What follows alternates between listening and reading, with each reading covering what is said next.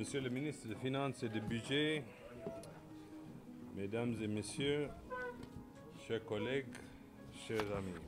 moins de 24 heures après l'approbation par le Conseil d'administration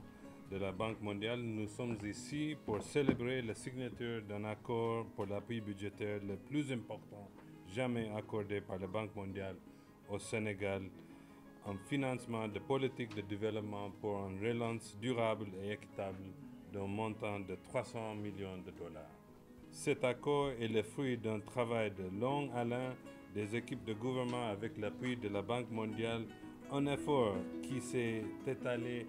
sur presque 2 ans, marqué d'abord par l'impact d'une pandémie sans précédent et ensuite par l'impact de la guerre en Ukraine sur les économies africaines, dont le Sénégal.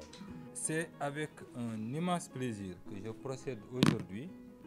à la signature d'un nouveau financement de 300 millions de dollars,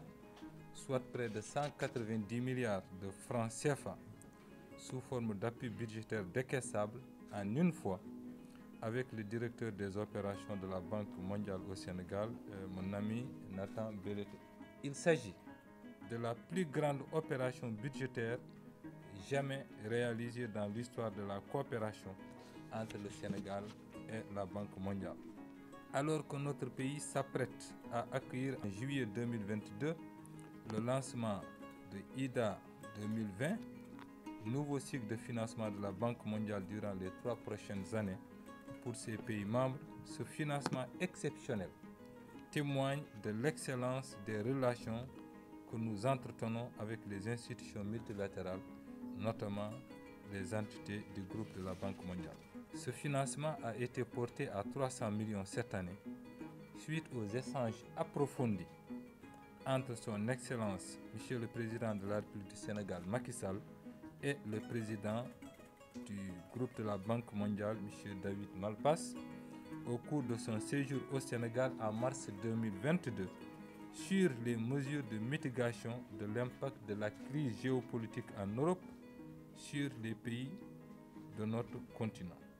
C'est l'occasion pour moi de remercier mes collègues du gouvernement, l'ensemble des départements ministériels concernés, les entités publiques et privées ayant concouru à la mise en œuvre de ces réformes, mesures législatives et réglementaires initiées par son Excellence M. Macky Sall, Président de la République, pour donner corps aux 2 premiers piliers du PSE que sont le développement du capital humain, on l'a rappelé tout à l'heure, et surtout la transformation structurelle de notre économie. Je ne saurais terminer mon propos sans remercier les autorités de la Banque mondiale, notamment M. le directeur des opérations au Sénégal, ainsi que l'ensemble de ses collègues et collaborateurs qui ont activement collaboré avec les services de l'État pour le succès de cette opération. Je vous remercie.